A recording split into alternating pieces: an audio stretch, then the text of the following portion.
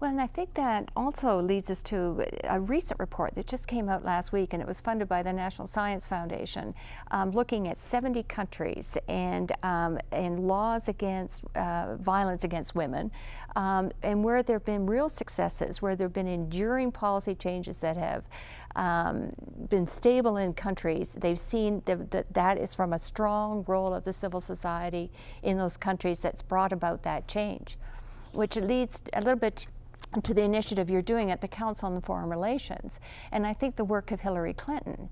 And I think it takes us to the next 4 years of U.S. foreign policy, and what kind of influence can we play in making sure that we strengthen women's organizations in the Middle East? Well, these changes really come from within these countries. Mm-hmm. And so, yes, I mean, Secretary Clinton has drawn attention to these issues. She has been doing that for a very long time in her role as First Lady and leading the U.S. delegation to the Beijing Conference in 1995.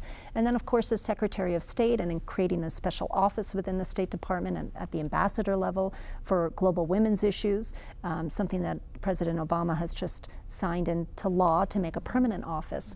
Mm-hmm. These things help keep attention on these issues. The fact that she's given a platform to many women leaders to talk about their struggle for greater rights and greater equality, the fact that she meets with civil society leaders when she travels overseas, all of these things are, I think, helpful, but ultimately these changes are going to come from within these societies. And the issue we were talking about, tackling violence against women, well, you know, many countries have laws on the books that simply aren't enforced.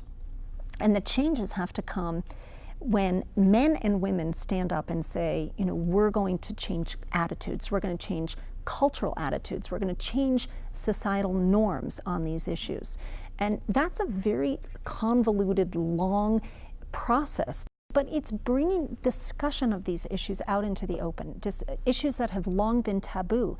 It's not like they didn't happen. It's not like girls haven't been killed through honor killings for generations in a country like Pakistan. But today it's being talked about, and it's being exposed in film. It's being talked about on television, in talk shows, in soap operas. I mean, this is a very powerful medium where it brings discussion and debate into people's living rooms about these very real issues, and you're seeing soap operas across the region have an enormous impact. Yes, they do, and soap operas, which is interesting because people will talk about that in India as well, that soap operas Absolutely. have actually changed women's lives. Mm-hmm. Because they can go home and watch a changing role for women that might not be the actual reality of their own lives. That's right. So it's a new medium, which gets back to the social media. Mm-hmm. And you know, do you, in looking at what's happening in Iran and even what's happening in Pakistan and the changes of women's involvement and using the internet,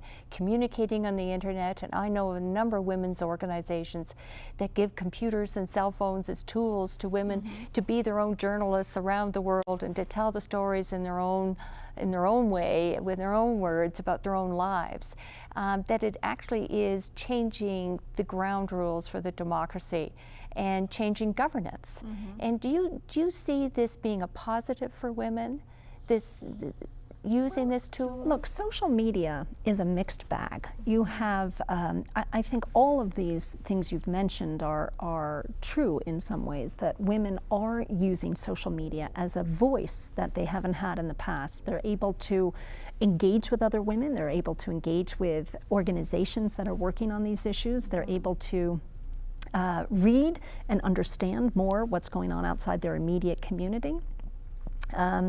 They're really participating in an unprecedented fashion through social media, you know, in their pajamas at home. You know, you can do that, which is empowering, because mm-hmm. in these societies it's very still difficult in many cases for women to be outside of their home on their own. So this is a way to engage.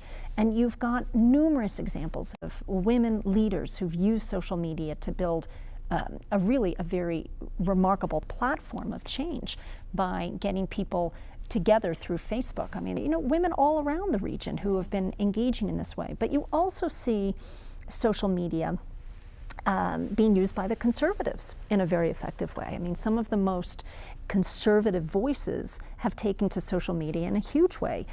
Very conservative critics, clerics in Saudi Arabia who are critical of a changing role for women. I mean, they have millions of followers on Twitter. You know, they denounce modernity, but they do it using social media. They have no problem with social media. You know, they look, the Taliban in Afghanistan, this is a group that really wants to live in the 7th century, and yet they all have cell phones. Yes. And they don't blow up the cell phone towers because they're hugely dependent on it.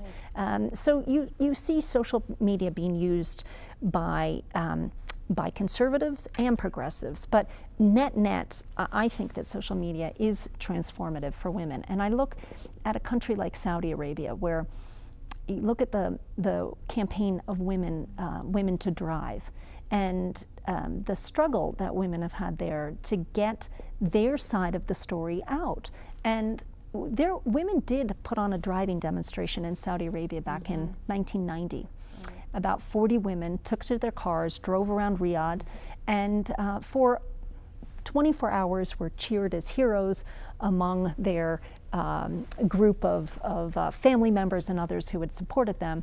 But very quickly, the government took control of that narrative and labeled them as Zionist spies and prostitutes and working for the CIA, and completely discredited these women, took away their passports, fired them from their government jobs. Really discredited them. You can't label these women as Zionist spies and working for the CIA or undermining the morals of the country, because there beside them is their father or brother or husband beaming with pride that these women are doing this. And you can see they look just like you and me. Well, maybe not you and me, but for Saudi women, they'd say, you know, these are not subversives. These are just average Saudi women. And why shouldn't they be able to drive? And so you've seen on social media discussion of these topics happening really in an unprecedented fashion. Right. And moving so much faster than the ruling parties and dictators can keep up with, which challenges that they struggle to keep up, which leads really to the first discussion we're having around violence against women and using the social media, and the most recent example of this 1 billion rising. And I don't think it was 1 billion yet, but that's the goal, that on February 14th, women around the world will dance, do whatever they want to do on February 14th to draw attention to the 1 billion women who are sexually assaulted around the world every year. So it's a movement that I think you're right will not change. It will only grow. How the other forces deal with it and where the conflict will arise in the cyberspace, I don't know. Well, you know, these things don't happen easily. You know, you look at our own history in this country, and it has been and continues to be a long struggle for women. If you think about rape in the United States, I mean, if you were a woman who was raped, you didn't go to the police because it was too shameful, because you had little belief that the police would actually do anything. You would be labeled somehow responsible. You asked for it. You know. Yes, it was. You know, it was. What you wore, all of these things, and you see this going on today in the Middle East. I mean, today in these women who were sexually assaulted in Tahrir Square. I mean, just this week you've had members of the Muslim Brotherhood standing up and saying, well, the women asked for it. Look how they're dressed. You know, they shouldn't be out there. They shouldn't be near the men.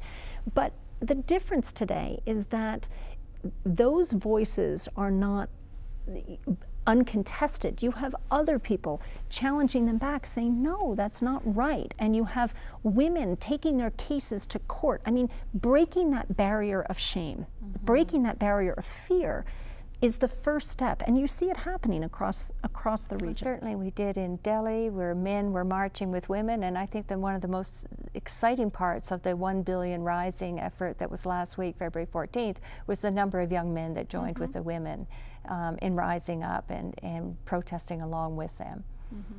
Well, thank you very much for joining us in Denver. Thank you for having me. I hope your trip goes well, and we look forward to reading the updates on the book. And so just to review again, Paradise Beneath Her Feet, Women Transforming the Middle East, is dealing with women in Iran and Pakistan, Afghanistan, Saudi Arabia, and Egypt.